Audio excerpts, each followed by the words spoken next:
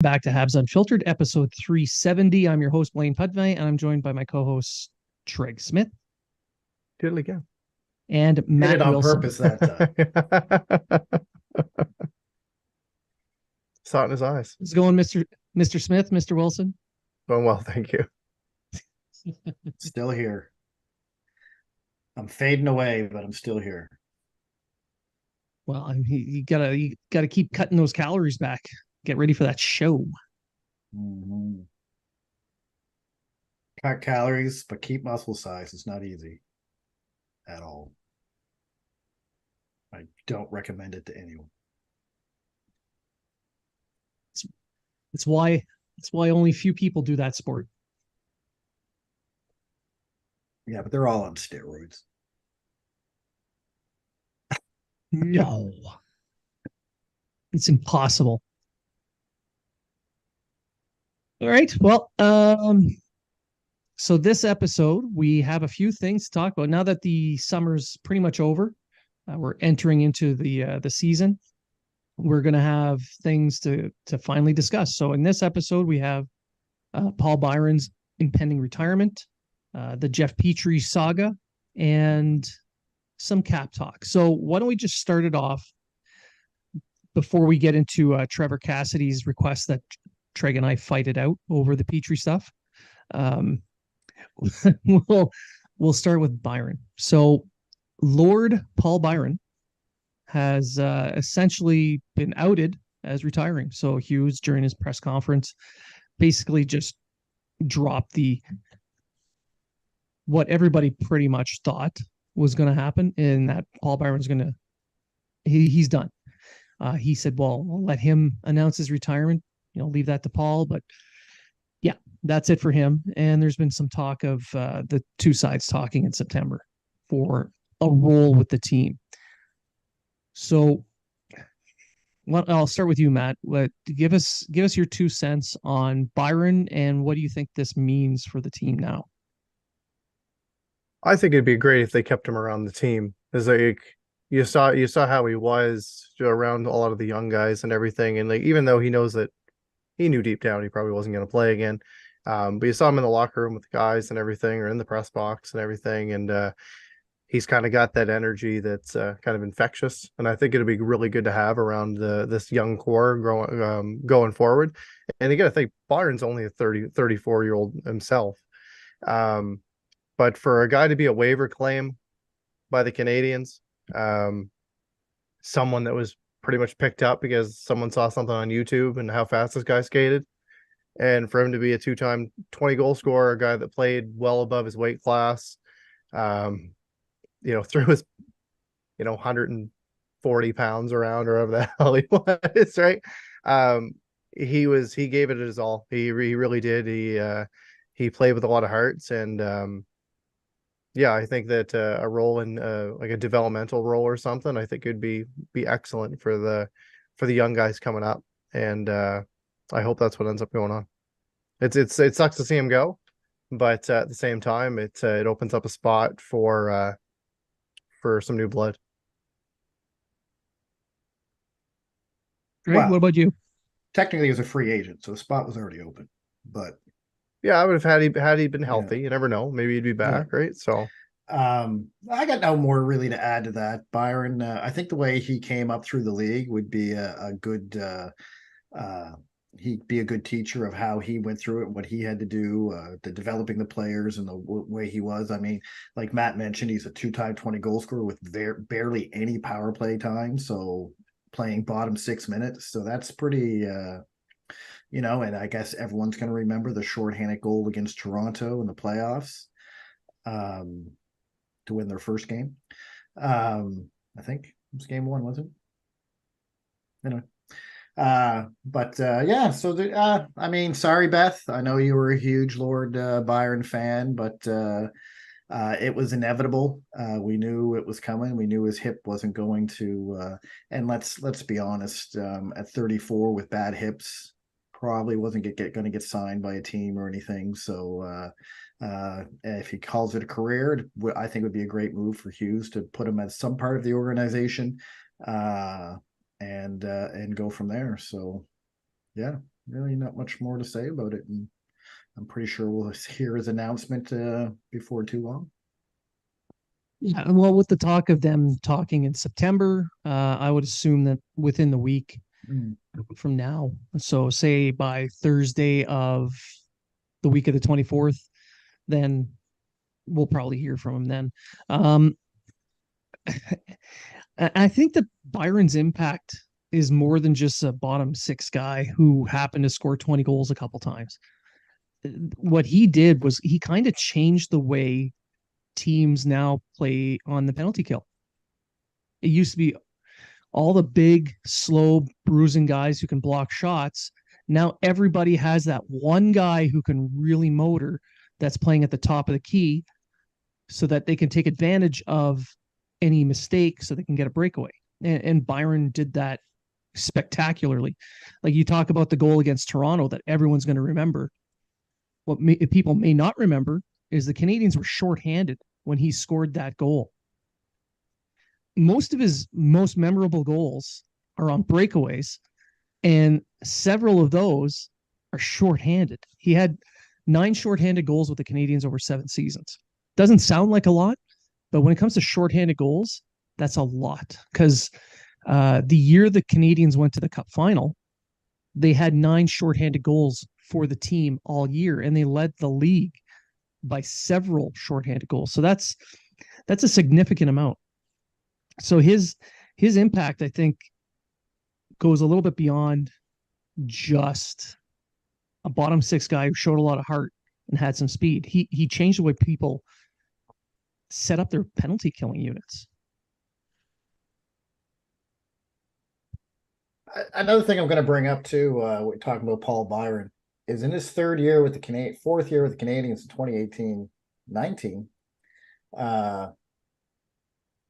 He had 31 points in 56 games with 15 goals. So he was on pace to almost hit 30 goals that year. And be, I mean, I'd have to do the math, but, like to me, you're right. Byron was more than just a bottom six guy. He was a bottom six guy that could play anywhere in the lineup. He gave that extra spark on the power play. I think he helped get young guys like Arturi Lehkonen become a better player, especially on the penalty kill. Yep. I mean, good for him. He had a great career in Montreal. It was probably one of the best waiver pickups, I think, in maybe Montreal history. Maybe. You can argue that he was, yeah. Yeah. So, I mean, I don't know all the waiver pickups, but yeah. So really, good for Byron. I hate to see you go, but hopefully you can come back to the organization and help develop some of the young guys to play a hard nosed game like you did, especially since we do have a lot of smaller players in our organization. It's true. There are a lot of small players, and he can help a little bit on that. I think when we're talking waiver wire pickups and who's at the top, like I said, you can argue the Byrons at the top of that list. It used to be Glenn Metropolite or Steve Bégin right at the top. Now, Paul Byron. Steve Bégin, I liked him too. He was a good pickup. Yeah. See, and that's the thing. For me, it comes down to expectations. When a player's picked up off waivers, there's no pressure on these guys. If you pick this guy up off waivers and he does okay, well, his tires get pumped up a little bit more than a bottom sixer when that's all they ever are. I mean, it's all about the expectation on the player. If they come in with no expectations and they do something, that's amazing. But if there's an expectation on the guy, even if it's astronomically high for no reason, if they don't meet that, then it's a failure. Even though the guy with the astronomically high expectations would be a first line player. Yeah. But you wanted an all-star. You know what I mean? Yeah. Such is life. That's why we have extremely high expectations of Matt, because we know he can meet them. He is our all-star. He is. First ballot Hall of Famer. Yeah. The Habs Unfiltered Hall of Fame. There's only one face. All right. So want to just thank Paul Byron for everything he's done for the sport and bringing us a lot of really fun games, a lot of entertainment. So I wish him the best of luck in his retirement. Now to move on to the next bit, that is the Jeff Petry saga. He demands a trade. He gets traded. He goes to Pittsburgh. The Canadians get a better defenseman in that deal. Win-win. Then somehow Petry ends up back in Montreal and he gets flipped again. So we'll why don't we get into that whole scenario? We can start with we talked about the trade in the past. Why don't we start with this trade that sent Petry back to his hometown? Treg, you had some very scathing remarks on Twitter. Yes. You and we need to fight it out. Yeah, I totally hated the trade, and Hughes is the biggest bum in the no, that's not what I said at all. So I looked at the trade, I looked at Petry, and yeah, his last 2 years been kind of meh. And he is 34, something like that. But I thought it was a bit underwhelming. I Gustav Lidstrom. I looked, I think he was picked in the second round, 38th overall by Detroit. Is he related to Nicholas? Is that his son or something? Or No, I don't know for sure. No, but spelled wrong. Lidstrom's the name. Spelled wrong too, right? And so I looked at that and I said, okay, I don't mind that. That's not bad. Right-handed defenseman, younger, 24. And then it was the draft pick that kind of I didn't like, a 4th-round pick. I thought they could have got a higher, like at least a 2nd-round pick with a B I'm going to say Lidstrom's like a B prospect. And I just figured that's what I was underwhelmed by, was the draft pick. So I put that tweet out, and then when I watched the presser later on, I kind of understood why he pretty much got what he got, and how he kind of did this as a solid to Petry because he wanted, apparently they had a conversation and he said, hey, I'm going to trade you back to the States before school starts with the kids. We're not going to wait this out to get the max value like we could. I'm going to get what best value I can get now. And props to Hughes for doing that. So that's what I found was underwhelming. I didn't think the trade in a whole, if you look at the trade and the overall picture, and I believe you're going to get into that, Blain, it's actually a pretty good trade. Well, actually it's a chess trade because it opens the door for a lot of things and I don't really think the whole thing is done yet. So, no. Yeah. No. What about you, Matt? What's your take on this? So I see it more of trading the man Jeff Petry as opposed to the player Jeff Petry in this deal. As Trege said, Ken Hughes did him a solid and his family a solid. They sent him back home. He was announced by the Red Wings earlier today. He's going to wear the same number as his father, who played for the Detroit Tigers for many years. So that's great for him, and it's good for his family. And from a hockey standpoint, though, I did at the same time as Treg find that it was a little bit underwhelming based on the fact that you've got a top 4 defenseman in Jeff Petry, even though he's an aging defenseman. And I agree, the especially the conditional 4th-round pick, it's the higher of Detroit or Boston's 2025 4th. And the fact that they retain salary as well. And so it was a little bit underwhelming for me on a hockey standpoint. I could see why he did it. And I give my props to Ken Hughes for doing a solid for a veteran player. And I think it's going to show other players that possibly want to come to Montreal that the management team that they have in place now are going to take care of you. and they're going to take care of your family. So, I'm hoping that positivity kind of rolls into, into the next seasons. And, I wish Petry the best in Detroit. That's about all I can say. I mean, so with the trade itself, I kind of agree. As a whole, it seems underwhelming. If there was no cap retention, this would be an amazing trade. But Yes. because of the cap retention, it kind of drags it down a bit. The defenseman That's they exactly picked up, why I thought it was underwhelming. Yeah, the 50% retention. I thought they get a higher pick. Yeah, exactly. And I know a lot of folks, including myself, said that the Canadians could get a first round pick if they retained. Could. And I'd argue they basically got the equivalent of a late first round pick, because what are the odds a first round pick, say at like 25 to 32, makes the NHL? What are the odds one of the one that does is anything more than a depth player? Like the odds aren't great. So in return, they get a serviceable NHL defenseman who put on a better team, could look a lot better, because Detroit the last couple of years defensively have been absolutely horrendous. Just garbage. Yeah.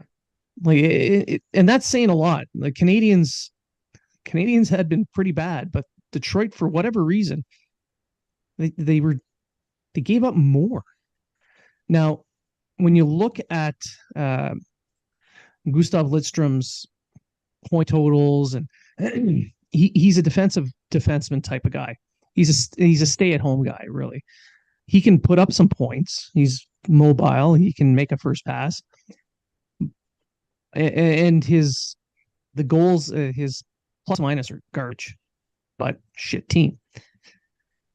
If you're looking at his points per 60, however, he's almost at a full point per 60, which is fairly good for a defenseman. So if he's given a little bit more opportunity, considering the fact that he was playing 14 minutes on average for the Red Wings last year, say he's given 17 to 18, maybe he does a little bit better offensively.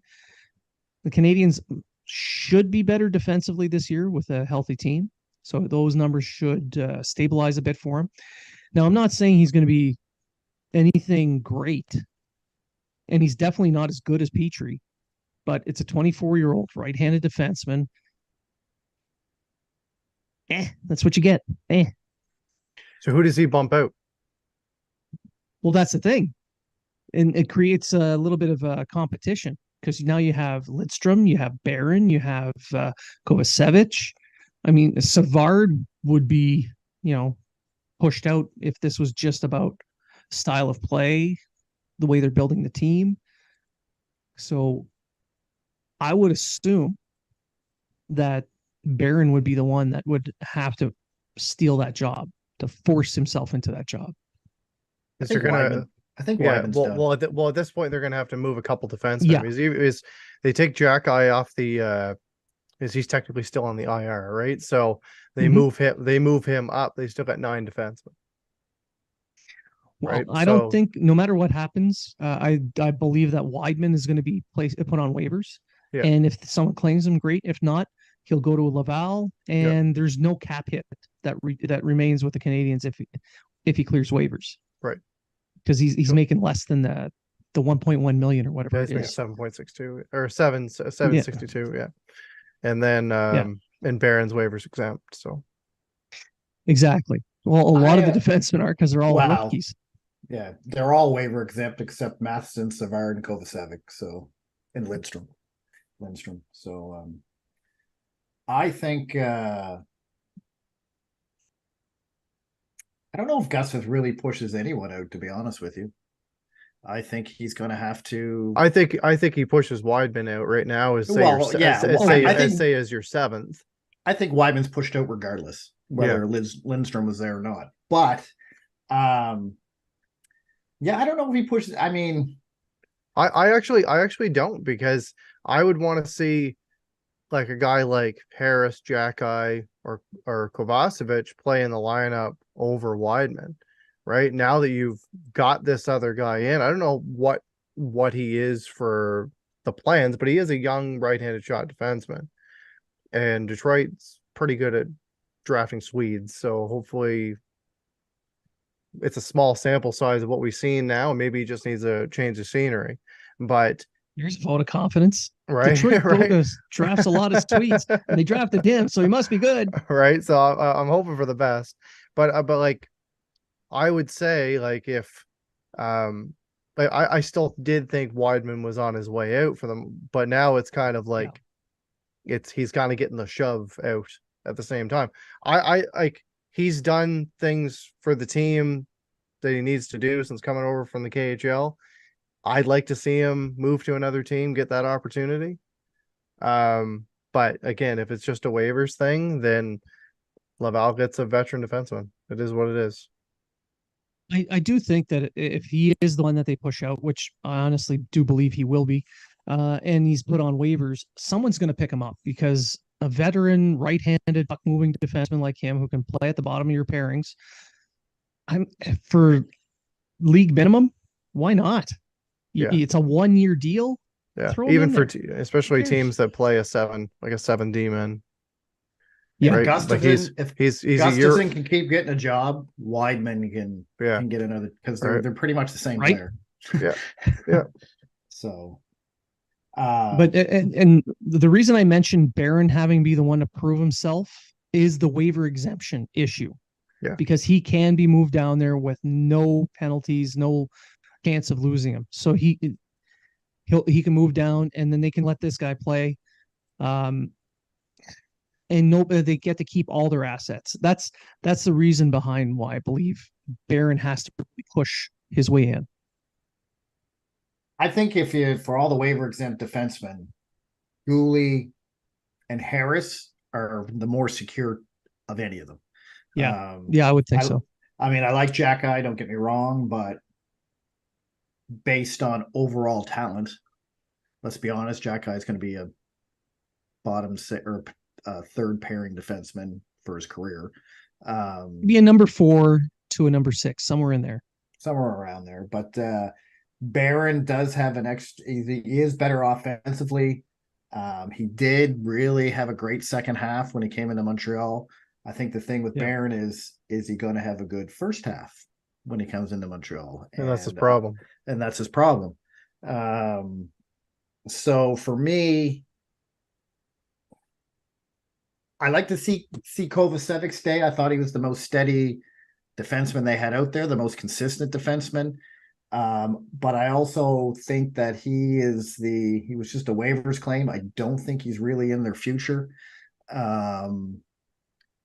Technically, if you don't count Savard and Matheson, he's the old guy at 26.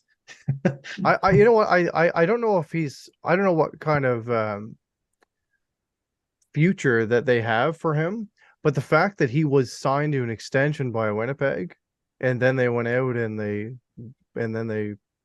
picked him up on waivers, right? Like they knew they were getting this guy for a few years, so maybe he is a little bit more of a plan than what we think. And again, he was a serviceable defenseman last year. I guess you got to look at what the short, mid, and long-term plan is for Hughes. Now, I think his long-term plan is to have his core when they're ready to defend at around the 27, 28, 29 age, right? Yeah. I think guys like Kovacevic are placeholders. Same with David Savard. I think Gustav Lidstrom's another placeholder until Reinbacher and Mayu are ready. Well, he's only got one more year left on his deal. He's still got Lane Hudson coming up as well, right? So you have Lane Hudson coming up. You have, you have all these defensemen now. If you ask me, Michael Matheson would be an excellent person to trade for great assets. He's the best defenseman you have on your team when it comes time. And if it remains hot this year or even going into next year, I think you got to consider moving him, because like you said, at some point, Gooley, Harris, Jack-Eye, Hudson, Reinbacher, Mayu, they're all going to start coming up and taking over. Right hand's going to be okay because Svard will be gone in a couple of years. Weidman's gone at the end of this year. Lindstrom, if they don't decide to re-sign him, will be gone at the end of this year. So your right side, Mayu and Reinbacher, they have their spots. They're just waiting for them to be able to come into it. I can't remember, is Hudson right or left? Left. So that's where you got to really think about who you're keeping and who you're moving. Yeah. I think Harris and Jack are the likely two to get moved if they're moving any of them. And only Harris, because I think he has the best value for who they want to move. I think Gooley and who am I thinking of here? Oh no, with Matheson gone, I guess if they get rid of Matheson, you could keep Harris. But I mean, you have Gooley, Jack-Eye, Harris, and Hudson. I mean, Jack-Eye can be your seventh defenseman if need be, and then you just go, or you have the three righties, and you also got to look. You also got to look in the next couple of years. Like right now, the team's pretty much going to be the way that it is, barring a trade for the next 2 seasons. And then it's the going into the 25-26 season where everything really starts to change, where you're going to see Dvorak, Armia, Evans. Savard. So, those kind of guys, those are the guys that are going to be off the books. Guys, and then Jake Allen as well, right? Like it's going to be kind of like go time. And going into that season anyway, that year, they're going to have an abundance of draft picks on 2025 with 2 firsts, 2 seconds, a third, 2 fourths, a 5th, 6th, and a 7th. So, and Carey Price is in his last season in 25. I think so. Yeah. Yeah. So that also makes his LTI a little bit more appealing to other teams who may need the LTI space. Right. So looking at you, Vegas. He could be a Shea Weber type move that season because it's only for the 1 year. Yeah. So 20, and this is why I said on an earlier show, I think 25-26 is the year that they actually put the team together to start contending.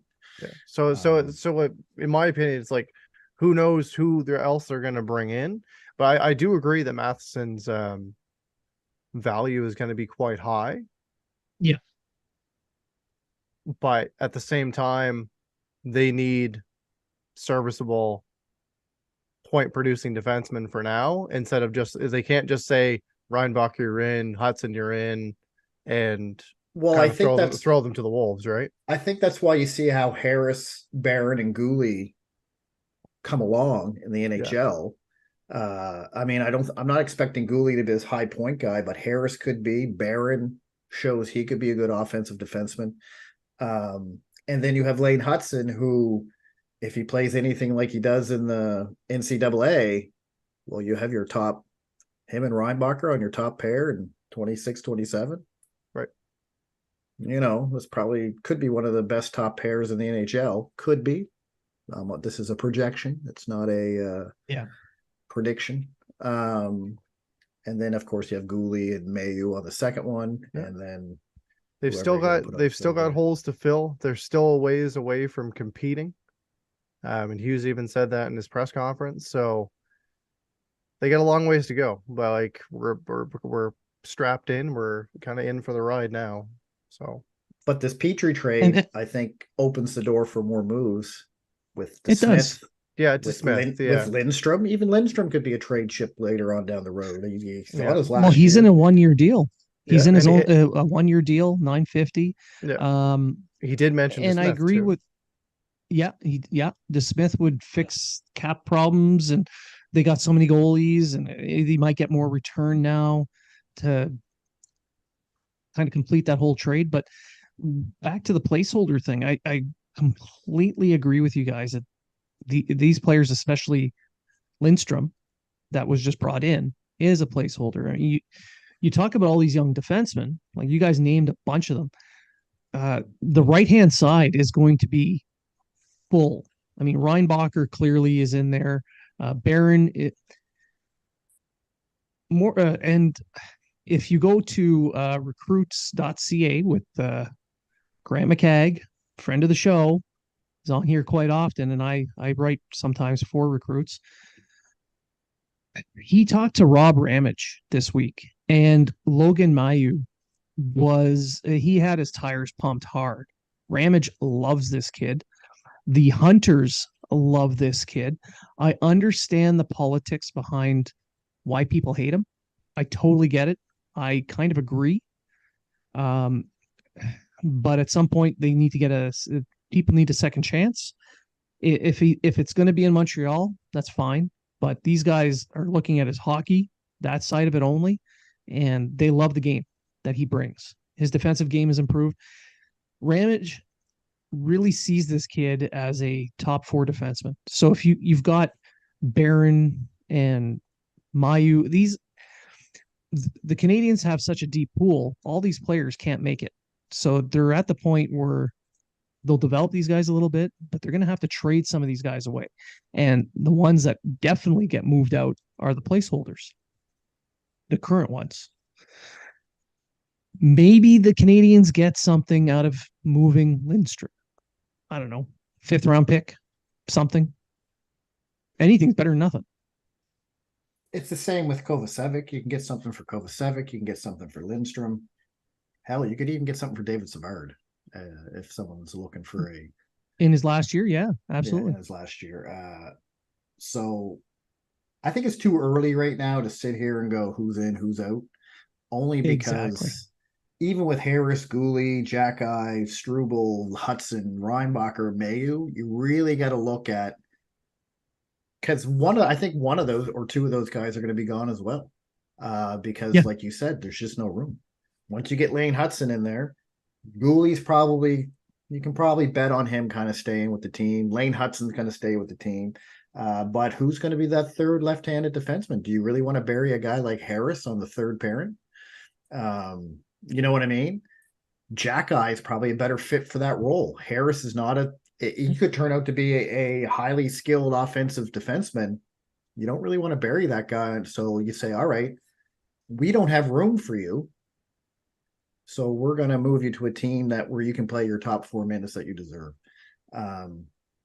Sorry, but stop trading him. But I mean, logically, I get it. I know. Yeah, I get it. I know Laura wasn't happy with that because she loves Harris. But my view as it is I'm not trading him because I don't think he's going to be good for the team. I just think if Lane Hudson is what he's going to be, no one's taking that spot from him, and you need a guy like Gooley. So that leaves Harris as that odd man. And the only reason being is I don't want a guy like a top 4 defenseman buried on and he won't want to play 12 minutes a game, right? Like it's just, so move him, get what you can get for him, and hope he has a great career somewhere else. Unless he becomes the star defenseman, and maybe you say, all right, well, maybe we don't need Gooley, and then you move him out. It's the same scenario.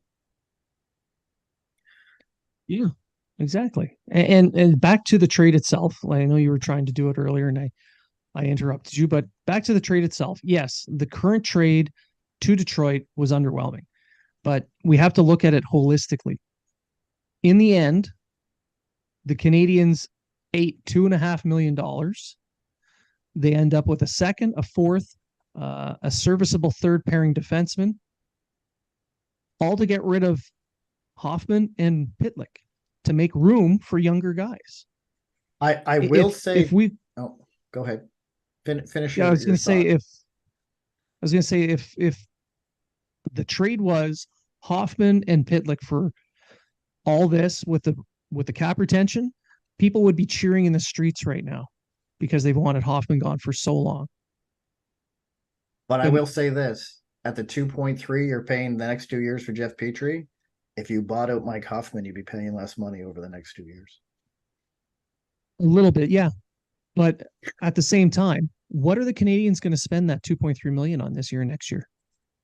Oh, I'm just saying. I'm just bringing that point up, saying he could have just bought out Huffman.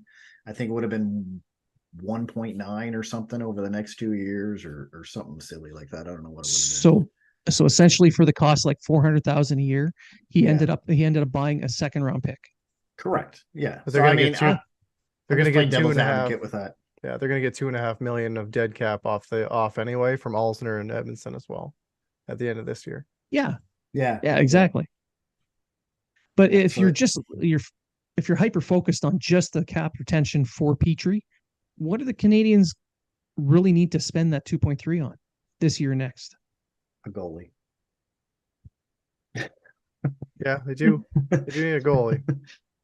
They do, but at the same time, But for actual like signing players and everything, other than Barron, they've got lots of room. who's not gonna cost you a lot, Jack guy who's likely not gonna cost you a lot. That's really pretty much it. Other than that, it's a lot of it's just a lot of minor league players. I mean, like I say, the only thing you're going to need in 24-25 is a goalie, because both DeSmith and Mondabo come off the books.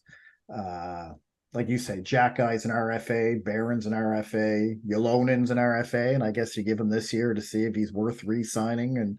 And Lindstrom's an RFA again. You could let them two walk away if they're really not going to fit in. Other than that, that's it. The team's the team pretty much for next year. Yeah, Yeah, that's it. And you're not looking at barring any moves, right? Yeah, And you're if not you looking look- at the lineup saying, "Oh my God, this young guy is going to make bank." Like right now, it's Yeah. basically a bunch of guys who are more than likely going to get cheap bridge deals. Right, The guys who are making bank already got their bank, and that's Suzuki and Yeah. Caulfield. right. Every other RFA, unless Barron puts up 40 points this year, he's not making bank on his RFA. Right. Unless Jack Eye wins the Bill Masterson or something, I don't know. Like the Lady Bing for most gentlemanly hockey player, he's not getting a big pay increase. The only way he gets the Lady Bing is if they change the meaning of Bing to Bing, Bing, Bing, from punching people in the face. You got to look at it too. Is they have $14.5 million next year.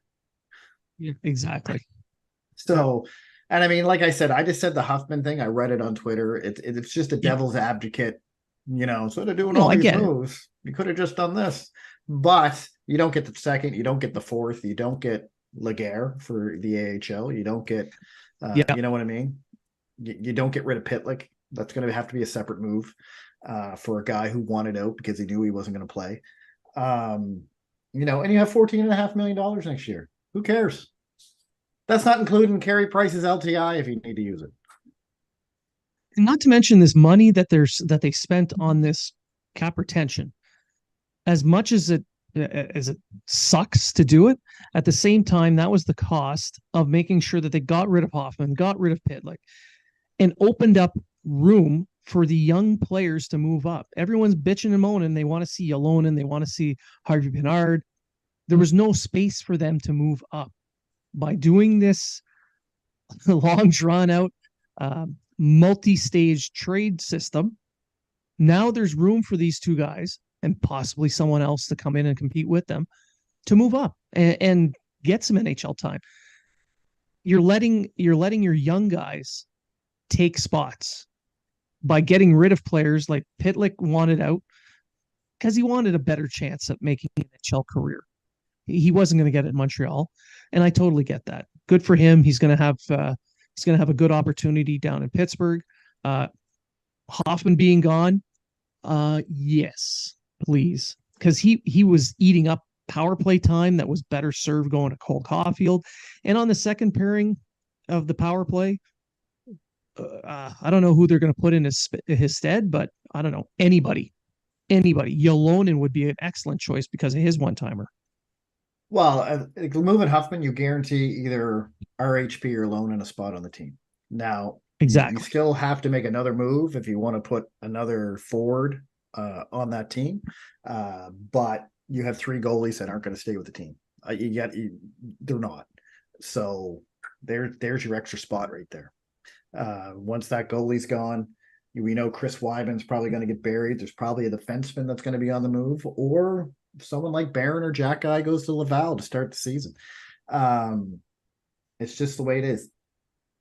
Hughes is confident he's not going to have Carey Price is going to be on the actual roster, and they're not going to use his LTI.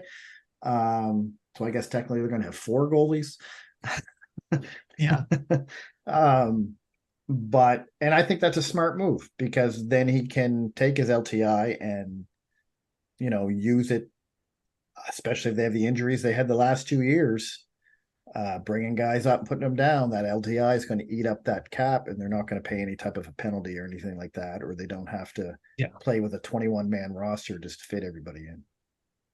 And I don't know. And that's the thing. They could. No, he turned off his video. That's all. Yeah. He's still here. Yeah, I mean, they could have a 30-man roster and still be under the cap, especially with the LTIR that they're going to have this year. But essentially, to kind of tie up the Petry thing in a bow, to me, it's all about providing opportunity for the young players. They're in the middle of the rebuild, and they're at the stage where they need to allow the young guys to graduate to the levels that they're capable of graduating to see what they have. You're going to have a shitload of new guys showing up in Laval, but there's some who are graduating from Laval. Like we mentioned, Ylonen, RHP, maybe Heineman steps up and competes for a job. Like there's a bunch of these young guys who could possibly muscle in, all because now there's that opening. That wouldn't have happened if this trade hadn't happened. Or someone like Owen Beck, who has the OHL or the NHL, one or the other. Yeah, it's going to be, and I like that. I like that move. But I will say this, and this has just caught me. No, if you wanted room for the young guys and you wanted room for all this stuff, why would you just say, instead of Lindstrom, give us a second and a fourth for Petry? Call it a day. I think it's more roster positions, cap. I don't know. But do you understand what I'm saying? A full roster. I get it. And then they're like, okay, we can bring everybody up now. We're good. But I get it. I didn't look at Detroit's side of what they have or anything like that. But at the same time, you talked about it right off the top. They did this trade as a solid for Jeff Petry. So you're not going to get the best of value. And if the only good thing you can say in a press conference after making the trade was, well, he's Swedish and they draft a lot of Swedes. And we think he's played 70% to his potential. That's what. My pro scouts really like him, and we think he's at about 70% to his potential. And in other words, you're going to give a good old kick at the tires, and if it doesn't work out, it's going to be like, meh, see you later. Same thing they did with Gorianov there last year when they picked him up for dead. And that's the thing, 1-year deal, $950. You're not hurting anything to give him that try, give him that spot. Again, placeholder. All right. So while Matt is still dealing with whatever it is he's doing, I'm not sure, he didn't send us a message or nothing. We'll just move on to the final piece, and that's the cap, because we've been alluding to it a little bit so far with the cap retention. Oh, there he is. Hey. Welcome back. We're just about switching over to the cap here. Okay. Phone call from work. Those are not allowed. Sorry. I don't answer. 721 427. I don't know this number. Mute. Blain's doing a recall. Oh no, I don't do those. I got P1s for that. I'm a P1. I just text the boys. I know. Greg did a recall. Never got it. Blake never told me anything. I don't know what you're talking about. All right. So Matt, just before you came back, we switched over to the salary cap. Like, it's the last little bit of the show. We're not going to go into super depth here because it's a very complicated issue. Trege, you talked about it a little bit online today. And you mentioned someone who we should follow. Yeah, Montreal fan Sakic, I believe is his name. Did I get that right, Blain? Yeah, I think that's his handle. Yeah, I think that's his handle. MTL fan. Yeah, I actually used to argue with this guy until I realized he knows a lot more way than I do. Knows way more than I do. But that's high praise. Well, I know, because I'm full of myself. But this guy here, if you want to know anything about the cap, anything at all, this guy is like an cap encyclopedia. I know someone asked me today about the LTI, what difference it makes, and my response was, Well, if they use it in the off season, they lose that money. So either you use it all or use none of it. Is pretty much what you know what I mean. GMs want to do in the off season. So either he wants to push right up to that 10.5 million to ensure that he gets it all and to do the team, or you don't want to use any of it. And the issue they had last year is because they only used part of it because they had to go in the off season, and then they struggled to bring players up because they had no room to no money room to put it in. But then he went into this great big detail on it, and and he explains it like you're a 5-year-old. So it's not difficult to understand. I mean, I still don't fully get it, but I'm about as educated as a 5-year-old. So, Yeah. so that's who you should follow. You want to know about the cap? Follow him. And I looked at one of the photos. He did a screenshot of his own Excel spreadsheet that he does, which bravo. Yeah. Putting the time in to do that. Bravo. And he mentioned like it's a 1 point something million really is over the cap, but you go to cap friendly, it says almost 4 million, about 3.7. And the reason for the difference between the two numbers, I didn't go into too much in depth on what he was doing and what it looked like, but it was the cap overages from the previous season kind of make up the difference. So bonus money that couldn't have been paid out because of being over the cap or whatever, they're really only about what 1.79 or 2 million, somewhere in there. 1.252. I'm looking at a spreadsheet right now. It's 1.252916 to be. So yeah, and then you I don't know. take out the you probably can't overage. see that because of the light, but yeah, you can't see it because of the light. But anyway, follow him. He has a great thing. So I mean, if you really think about it, you put down Weidman, Weidman and Barron.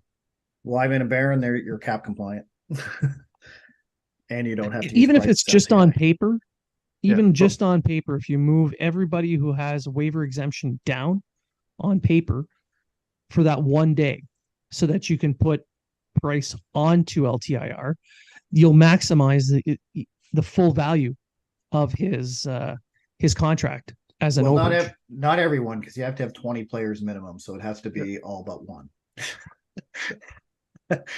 There you go. But I only said that because I kind of got in a little Twitter thing with this other guy. Just send everyone down. I can't do that.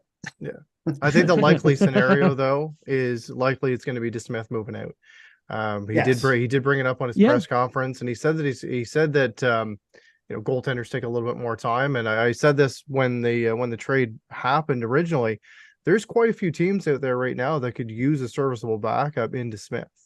Guy that 1.8 million. Yeah, especially at 1.8 million, expiring contract. It's going to give you 30-35 games. There's teams out there that could use them. I don't know what the value is going to be coming back. Not high. Right, but doesn't matter. But no, it doesn't. But it really doesn't. Right, but they move them on, they get something back for it. I'm all for it. And he also said that he doesn't foresee him. He's not burying him in the AHL. So when I heard that, I'm like, he's either staying or he's getting traded. And I think it's more likely it's going to be a trade. Yeah. I don't know if it was Angles or one of those guys did say any one of the goalies he's willing to move for the right price. Right. So I think it was Eric. He's not really set on one.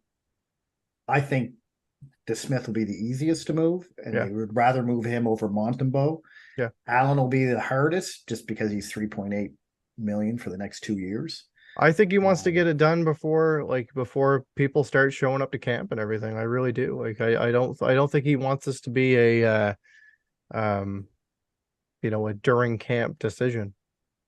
I think my thing is though, if you say you trade DeSmith and then Primo gets put on waivers and gets claimed, your depth in goaltending is pretty much gone. I mean, you got Jacob Dobes who's going to play in Laval next year, but that's it. Yeah. Then they got that man. I guess Verbetica maybe. No, they brought in another guy in an AHL deal. I don't remember his name though. I know they had Verbetic on his ECHL deal or AHL deal when he was playing in Trois Rivières. And I don't think they brought the former Islander goalie back. No, they didn't. No. They brought in. Who They went? brought No. in. They brought in another goalie. I'll look him up really quick. I remember his name. But he's on an AHL deal. So I'm saying Yes. if we have injuries to Yes, Montembeault yes. and say Allen, Dobe's your guy. Right. At least Caden Primo has a little bit of NHL experience, and if he's not too shell shocked, he might be all right. But Yeah. Yeah. They don't have anyone else. No. But what are the odds a third year in a row they get completely decimated again? Hey, I think they're pretty They high. got new medical people now. Yeah. No, they have new trainers. Yeah. Yeah. The 80-year-old doctor is still there. Rub a little Robitussin on it. You'll be all right. Rub some dirt into that. Here's some Builds ibuprofen. character. Here's some ibuprofen. You're okay. Take the night off. He's an old Navy. Well, at he's least an old Navy doctor. Yeah. Here's some Cepacol. Yeah, I just broke my arm. Here's some more ibuprofen. We'll put a little bandage on that. You'll be good. You can go back to work tomorrow. My hand's not attached. Dr. Mulder does look like one of those civvy doctors that comes to Halifax. You know that old guy that up on the fourth floor? Yeah. And that's what he does. Yeah. Did you try ibuprofen? Yeah. I hurt my knee. Why are you looking at my elbow? It's Oh, all no, sorry. connected. It's all connected. Head bone's connected to the neck bone, man. Anyway. No, I do see one more trade happening before the training camp starts, and it's a goalie. It will have an impact on the cap, clearly. And they will be under the cap by training camp, and moving Price to LTIR. They'll have the 10.5 to be able to play with, which gives them a lot of room to take on a shit contract at trade deadline and maybe get something back. So it's chess pieces being moved around the board. And like we say, Basically what it is.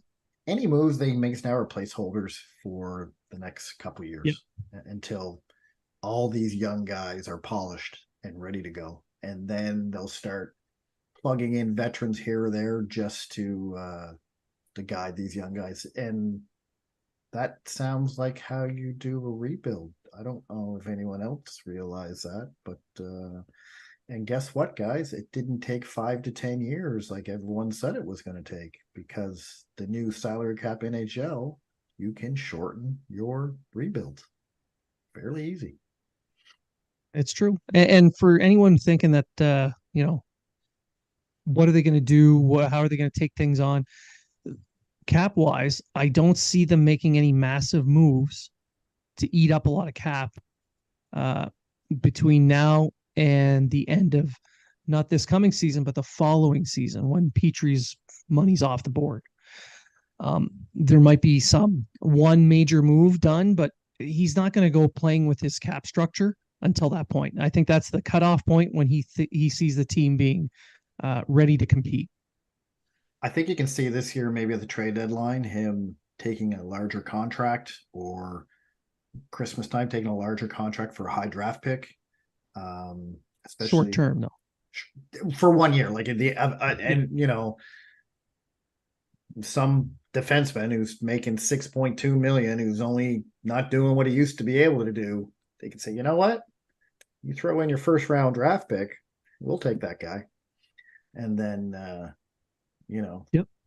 send on a Robota Island or something. Well, we have Robota on the staff, so we'll be able to guide you to the island. He has the map. All right, so that's pretty much it for the show. I'm gonna give some final thoughts. So, Matt, final thoughts from you.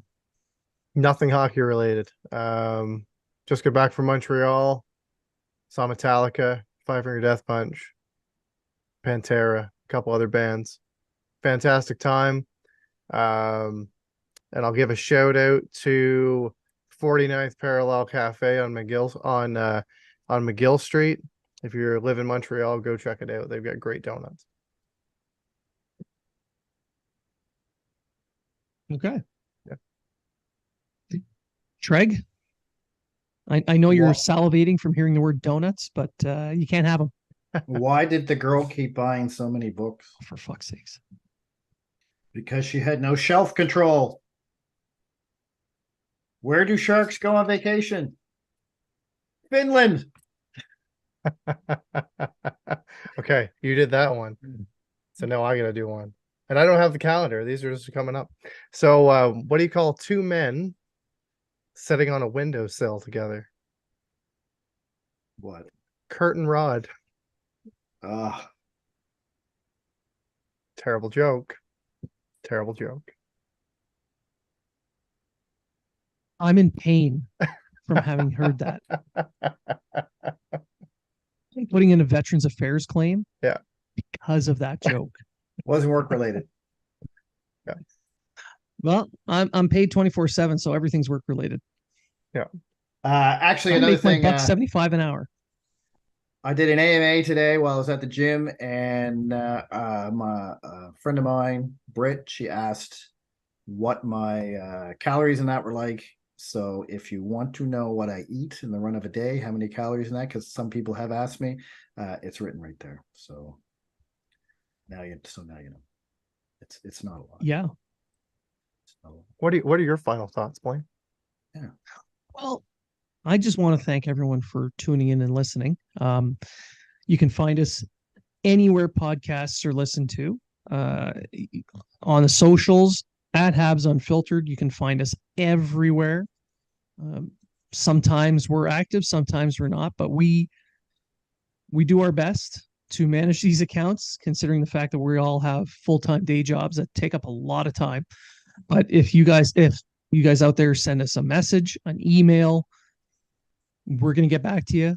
And we like these comments and the interactions that we have with everybody, because it provides us not only content for the show, but the community that's built around this has been amazing. Yeah, I just enjoy talking to everybody out there. Some people we get to meet in person. I talked to Yan over the last couple of days. He's going to be in Halifax. We're going to meet up. This isn't just, hey, we know each other online. We're willing to meet our friends that we've made online. We're clearly going to vet you, because you have to meet a certain requirement to be able to meet Trege. His standard is fairly high. I'm an introvert. I don't go out very often. But, and that's the thing, like, all I'm trying to say is this community that's been the Habs Twitter community, threads now, just really enjoy it. So thank you to everybody who's been listening to us for all these years and help us make this show. There's Suze. And help us make this show one of the top Habs related shows in the world. It's Matt's good looks. Because of Matt's good looks. But anyway, I want to thank everyone for listening. And remember,